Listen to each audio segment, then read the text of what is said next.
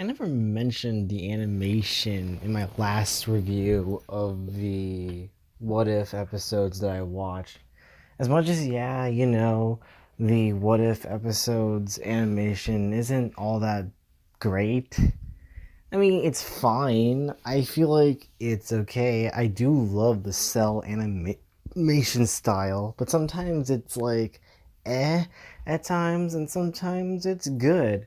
But it does give that good comic book like feeling to its premise, to its stories, to its characters, of a scenario of like making it look like a comic. Hell, it's even better to at least make an animation, because there's no way you could ever do this in live action. Live action, it would have been harder to get this idea out there, getting all those actors back, since half of them are retired, one is going through a lawsuit with Disney, and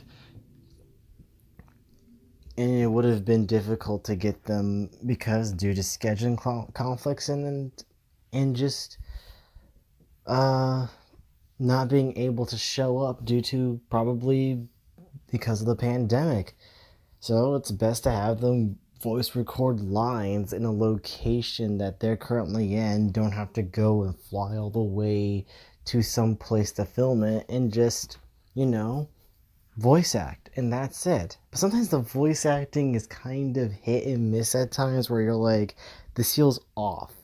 Like the voice performances feel off. Not because like half of them are not the original actors, but it's because sometimes I feel like they should have done at least another take on a line that seemed a bit, you know, rushed, or feels like it was the first take sometimes. Like there was nothing good about it.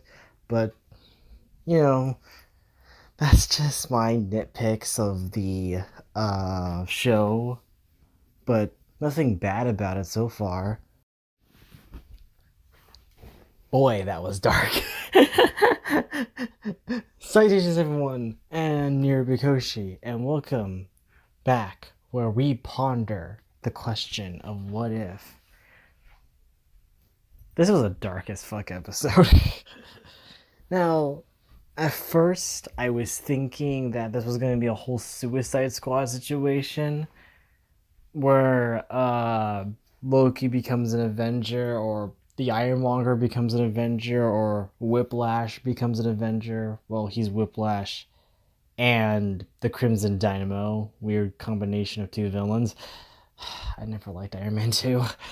But this episode is a murder mystery episode, more than me thinking that Marvel was going to do a Suicide Squad route of getting the worst villains and saving the world, which is not a bad idea, but honestly, I have no idea how you can make a Suicide Squad but Marvel version of it with Marvel villains, cuz it seems pretty difficult to do since a lot of them have strong abilities, and I don't know how you're gonna go and dampen their powers unless they do have a power damper like in the DC universe, but I doubt it since it's about about Shield uh, forming the Avengers, and they're not prepared for anything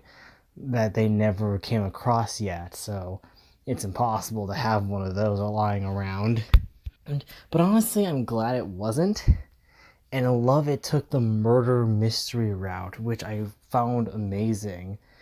That it's this mystery where you had to figure out who's who is the killer in this story, like who has a motive to kill all the Avengers, to murder them. Because at first I thought it was all the Avengers going to be killed in all their movies. Like I thought they were going to get killed by their villains in the films, like Iron Man getting killed by Obadiah Stane, Thor getting killed by Loki, Captain America getting killed by the Red Skull. Like, what if there was no Avengers? What if they lost them? What if they didn't get them? and the world is left unprotected from destruction, from Thanos, from Loki, from everyone. Hell, even frickin' from Ego the Living Planet also. Like that could have been there. This episode is all about the Avengers getting murdered one by one. And it was really awesome. Though, to be fair, it started out a bit comedic because I thought it was like, oopsie, we killed Iron Man on accident kind of thing. Because Iron Man went down dead. I was like, oh, I guess Agent Romanoff stabbed him too hard with that injection. But no, it wasn't. He was killed by something that poisoned him or probably killed him from other circumstances. But who knows? No one knows who it was. No one knows at all who it is. And that's basically the whole part of the episode, is finding out who the person is killing. And at first I was like thinking maybe it's Loki, but that was already out the door because haha, I go on Twitter a lot and I get spoiled, so because everyone had to go and meme a line where someone looks at Loki and says, "Who the fuck is this goth kid?"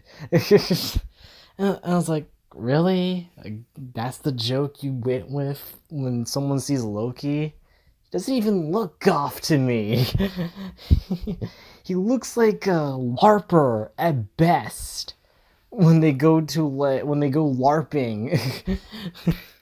It is pretty fun. I love mysteries, murder mysteries as well. I'm a fan of Sherlock Holmes and Danganronpa. I love watching mystery films because they always have you, the audience, wonder and try to piece the clues together by yourself before the answer is revealed. Who could have done this? Who could have killed these people? And why? And what's their motive to do it? And at first, I was trying to think maybe it's someone with supernatural abilities. I was thinking maybe it's someone from the future who wanted all the Avengers dead, and the only way they could like control and rule the universe is probably, hey, I'll go back in time and kill them all before my plan was destroyed by them. Could be not. Could have been Loki, but again, Twitter already destroyed that theory when they spoiled one scene for me. And I was not, but at least it didn't spoil the twist where I found out who the killer was, which we'll get to that later. Because I think that's the main spoiler for this episode, because the title already spoils everything. Like, what if we lost the Avengers? They're gonna get murdered, they're gonna get killed, they're gonna be killed in gruesome ways as possible. But then again, I don't think anyone would have known that until they saw not the first scene where Tony gets killed, but when Thor gets killed, Hawkeye gets killed. That's when you find out, like, yeah, there is someone in S.H.I.E.L.D. that could kill. And there are theories that you could think of. Maybe it is Loki, if you didn't get spoiled early on. Maybe it's Hydra. Maybe, like, Hydra is already committing to its plans early by killing the Avengers quickly. But then that theory kind of shoots down when somehow Hawkeye gets killed inside his jail cell, even though no one entered the cell before Nick Fury did. And so it leaves the question, who is it? Who could infiltrate the facility? And it obviously has to be someone that's working for S.H.I.E.L.D. that is doing this. And when you find out who it is, it makes sense. Because At first, I was thinking, oh, I think the multiverse started this trigger of events when Iron Man got killed. It isn't. The events happened before. A decision that happened before uh, Iron Man was killed that you don't find out later on is the reason why. And it's shocking. This Oh man, it was brutal. I think the worst one, the worst kill in this, and I'm talking about the most brutal, was Hulk. And it's basically the scene from the Incredible Hulk movie, only since it's not Edward Norton, they replaced Norton with Mark Ruffalo in that situation. And I honestly love that Mark Ruffalo is not trying to act like Edward Norton in this what if episode. He's just gonna play it off as his character he played in Joss Whedon's Avengers movie. I was like, okay, at least he stayed in character from his Avengers films and he didn't try to play as Edward Norton. And it's really silly seeing him there. I'm like, because they brought back Betty Ross, which I was like, that's great. I'm glad they brought her back, even though it's not the same actor. At least I don't think it is, or at least I don't think the actor who's in the movie that's the killer. I don't know if it's the same person that's playing him either, because to be fair, there's a lot of good voice actors in this show, minus Tony Stark, that that are really good at impersonating the actor's voice and they sound perfectly like them. Like again, I said the person who plays Steve Rogers. I was like, man, dude is great. He actually does sound like Chris Evans. That's amazing. Amazing. But a lot of the actors who are not retired from from the MCU are in this episode, and also one that is and yeah, says anyone who's retired or one who is currently going through legal troubles with Disney. Ooh, that sucks. uh are obviously not in the show because again they're done with Marvel, they don't want to. I feel like the one who's off to me in this show is the actor who plays Tony Stark, because I don't hear him. I hear a guy impersonating Tony. That's all I hear. And it's like, that's not him.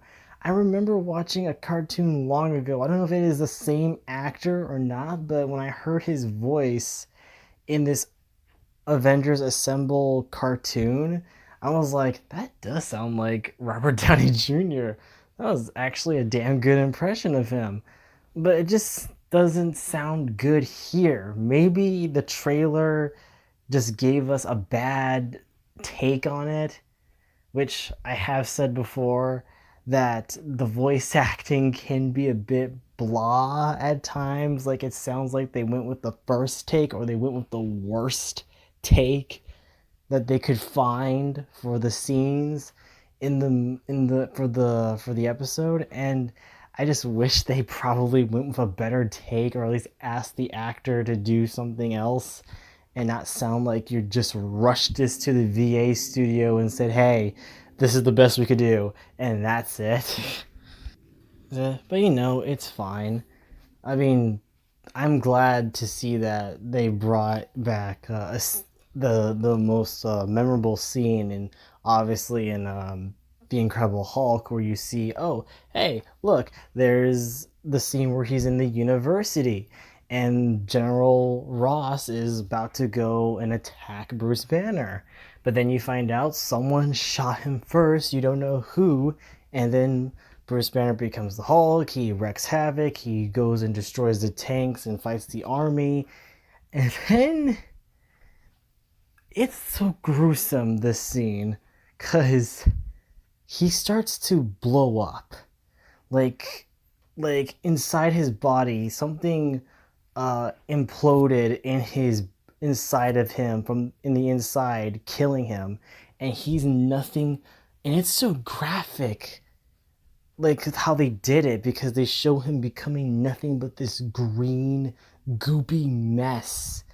It looks like the goop that Ben Tennyson turns into in Alien Force. He looked like he just exploded. He's nothing but green goo, and he's probably covered the entire army with his green, fleshy, liquidated body all over those soldiers. But they're not going to show that because we got to think about the children. Yes, we got to think about the children. We can't show them a body horror episode of Spider-Man where Peter Parker doesn't get the abilities of a spider, but instead he turns into a spider like he's Jeff Goldblum from The Fly. I mean, seriously, this was a concept that they scrapped from from first season, where they were trying to think, dude, what if Spider-Man uh got bitten by the radioactive spider, but it's a body horror. That sounds so cool. Like Spider-Man, but it's the Fly. Like seeing him like grow extra limbs, seeing him start to like form like the form of the face and creepiness of a spider. That freaks me out because I have arachnophobia. but it is but that would be so awesome to watch. A body horror what if episode of Peter Parker slowly descending to madness, losing his humanity, and then he is later like just turns into this gigantic, disgusting spider and he's about to kill people. Like, it sounds so cool to do a body horror version of Spider-Man. But sadly, Disney's like, no, we can't do that because we can only be PG, G, or PG-13. We can never go beyond R unless it's probably Deadpool. Cool. I mean, wouldn't you want to see a body horror Peter Parker episode of a what if of him slowly descending to madness and becoming a monstrous abomination? Of course you would. It sounds cool unless you don't handle gore too well. But it doesn't even have to be gory because hey, you know the rated R loophole where it's like, oh, don't worry, the blood is not red, it's green or it's a different color, and yet it somehow passes uh, the MPAA. It's like, oh, his blood is blue. It's fine as long as it's not red. We're good. I would kill to see a freaking body horror Spider-Man movie, or at least a body horror uh, episode of What If. He'll be called Arachna Parker, Arachna Peter. You know, kind of like with Jeff Goldblum's character, he's called Brundlefly in that movie. So Arachna Peter, Arachna Parker. I don't know. Something needs to fit. But anyway, we need to get back into the episode, and I think it's time to talk about spoilers about who the killer is. Because it starts to be revealed when Natasha Romanoff finds out about who it is because she looks up names in the Shield database, and you see Hank Pym, Janet Van Dyne, Hope Van Dyne, and you see the names there, and you see that the person who recently gained access to Shield was Hope Van Dyne, but it seems impossible because Hope Van Dyne was killed in Odessa by someone.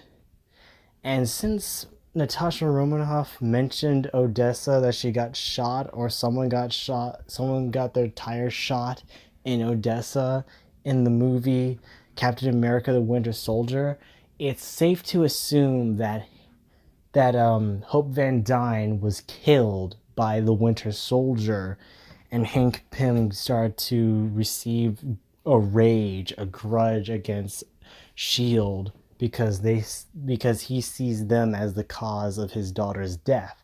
Because it makes sense, actually, because Hank Pym is the killer in this movie, in this episode. You find out that because it makes sense. He lost his wife because she went subatomic, and then she to couldn't go back to regular size, and she was trapped in a different world that was microscopic, and now he lost his daughter at the hands of the Winter Soldier because she was convinced by Nick Fury to join Shield. It is pretty sad seeing a man who was good break down into being a psychotic killer to kill all the Avengers, because if he lost his hope, then he's gonna make Nick Fury lose his hope, which is the Avengers. Haha! Symbolism! um, I lost hope. Get it? Haha! Funny. No, it's depressing. And he basically becomes the Yellow Jacket. Like, he's no longer Ant-Man, he's basically the Yellow Jacket at this point. And I love how awful he looks. The bags under his eyes, like the dark outlines around them, like the strain in his eyes, kind of like Omni-Man from Invincible with the strains and redness of his eyes.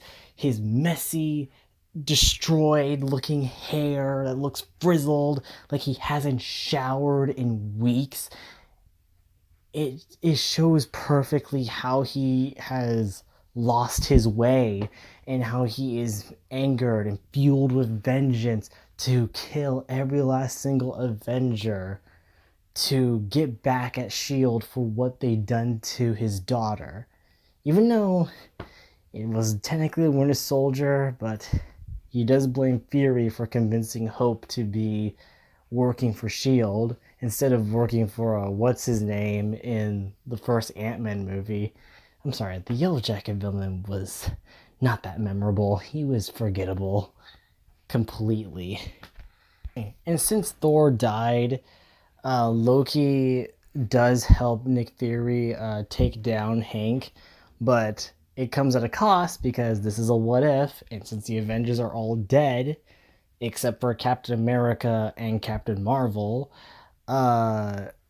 Loki easily takes over the Earth in one day and just like, yep, you now, it is your destiny to be ruled over. And he goes and like says like, yep, I have solved world peace because now you're under my control, bitches. It's so funny because instead of Black Panther being in the United like Nations like office, it's freaking Loki that's going there.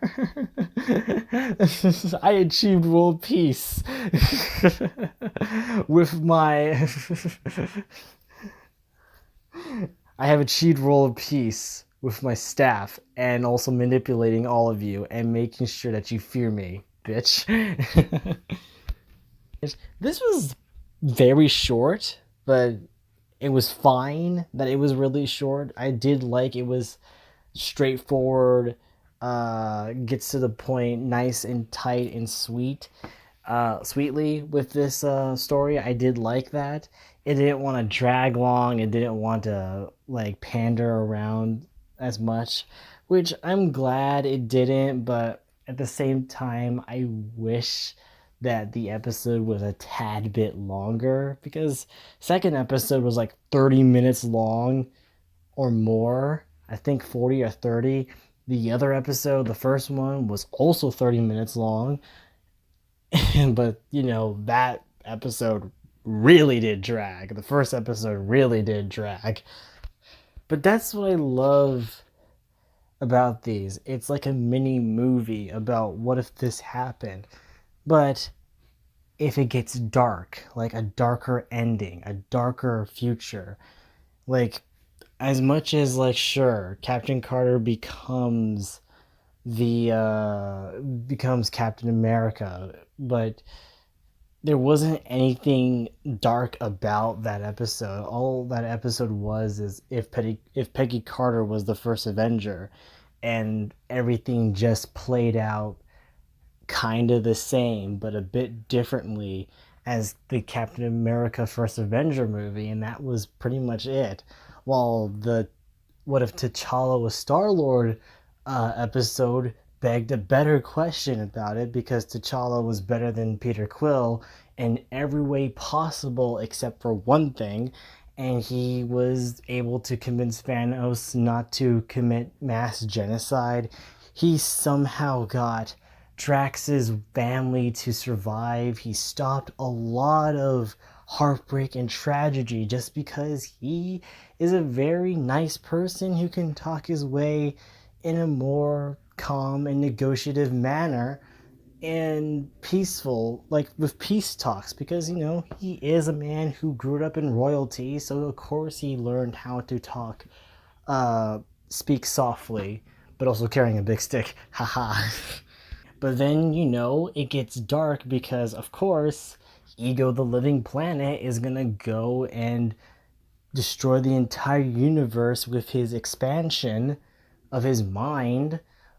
And so they're screwed on that part. Sadly, since Peter Quill didn't become Star Lord, he works at a Dairy Queen. And that's what I love, seeing the darker side of the MCU, seeing what if this happened and we're all fucked. And this episode does the same thing where it begins really dark, really sad and depressing and really fucked up a lot of times, especially seeing Hulk get blown up from the inside. Like Jesus, that was graphic. But graphic enough to warrant PG-13. That's more important to Disney. Disney will never risk ours. Though I wish they do, because a rated R Marvel movie would be cool. Please hope that Deadpool 3 doesn't get fucked over with PG 13. I really hope it doesn't. But the ending's not technically all that dark since we got Captain Marvel and Captain America coming in to at least fix the job. I mean, as much as I don't like Captain Marvel, I can sadly admit that Captain Marvel can just beat the shit out of Loki with one punch and then call it a fucking day. The humor is weird in this, mainly from Agent Coulson, and to be fair, Agent Coulson's like one of my favorite characters in the MCU ever. But man, dude started simping for a lot on Thor and Captain America. But then again, he is a huge Captain America fan, so of course his shield password is Steve, Steve, Steve, hashtag I love Steve Rogers. But also, it's so weird. He smells Thor's dead corpse, and he's like, wow, even when he's rotting, he smells like lavender, and I found that weird. And I get it, they use the humor to give a sense of levity due to all the murder that's been happening and throughout this episode, and I understand that. It's just sometimes it's a bit off that I'm like, that was uncomfortable. But yeah, another good episode from the What If series. Everyone's been bashing on that first episode, but hey, it's their first episode in with What If. Like, you don't judge a show by its first episode. The first episode is always the rocky start in a season, of course. It will only get better as time goes on with the creators in the series. And hell, when they're still filming, they could make some adjustments to see, okay, what can we improve in this show that can be better for next season or the episodes we haven't filmed yet, you know? Oh, and I feel like the T'Challa as Star Lord episode is still better in my opinion. I don't know, something about it was entertaining to me that was great and that I loved. I mean, this one is a close second so far for me because it was nice to see like phase 1 Marvel movies being played out in a more grim way than a more like uplifting way like they were in the long time ago in 2008 and through 2012. Well, 2011 because Thor came out in 2011 and Captain America, but Captain America wasn't part of this episode. So it was nice to see all these scenes recreated but done differently. And it was pretty cool to see, pretty cool to like watch something be this dark. And I love it. I love like dark and grim endings to what if stuff. Like again, when I talked about in last episode about what if Anakin won? What if Anakin killed Obi-Wan, then killed the Emperor and raised his children to become his heir successor to the Empire, to be a Sith Lord. Like it was so dark. I loved it because it was Anakin having no sympathy, no remorse, having his two kids battle to the death to see who will be his apprentice, basically. He, it was so messed up, but it was so cool to see what if things played out differently. And I love that here because it's like you always think about the what if scenarios of like, what if this happened and everything got totally fucked over? Like, you just think like, oh, look at that. Everyone's happy at the end of this movie, but what if it didn't? And a lot of movies do that, or a lot of shows have done that, or a lot of comics done that, but what if does it in such a way that it feels like what anyone else could do with a YouTube video and talking about theories about like what if this happened, what if that happened, and I love that.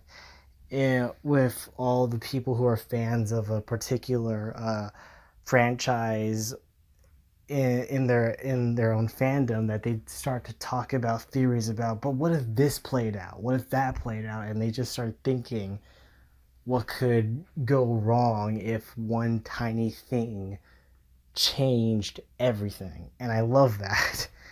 And I do love the darker stuff with these scenarios. Not the lighter or positive stuff, though I find it hilarious with the whole Star-Lord thing in the second episode with T'Challa, because it was like, yeah, it makes total sense. And yeah, it's gonna end pretty dark because things changed, and sometimes the horrible things that happen in the actual canon MCU universe, all the terrible things that happen, they were meant to happen for a reason.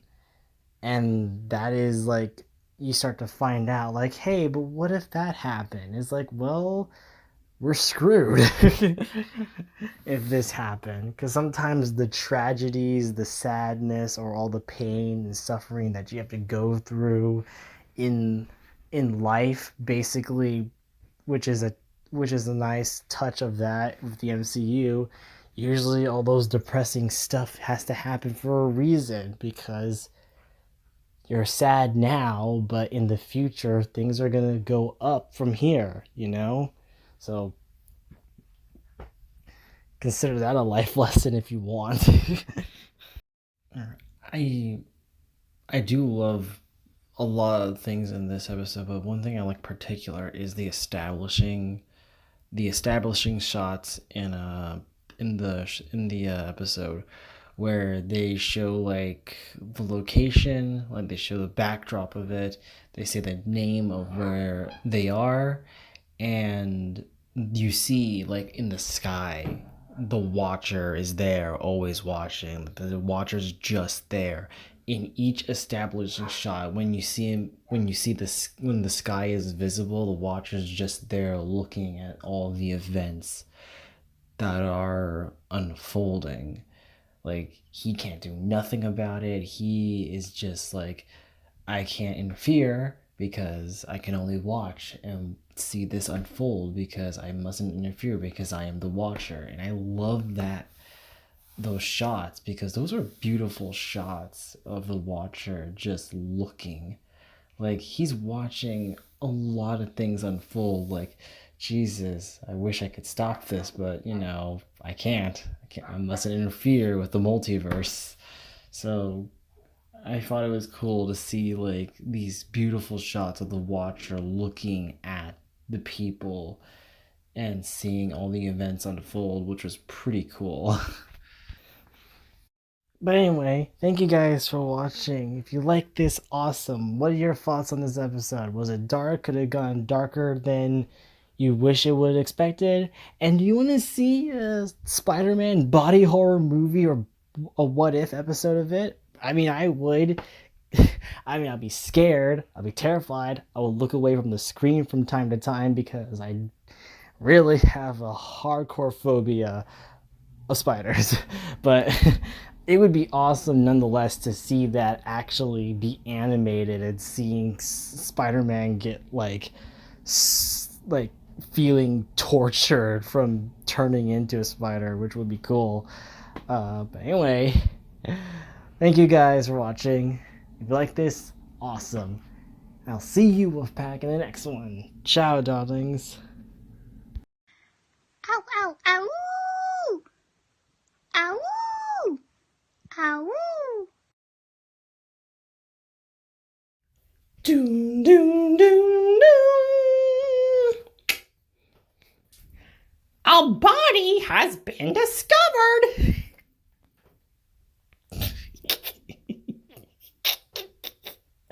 That was my Monokuma impression.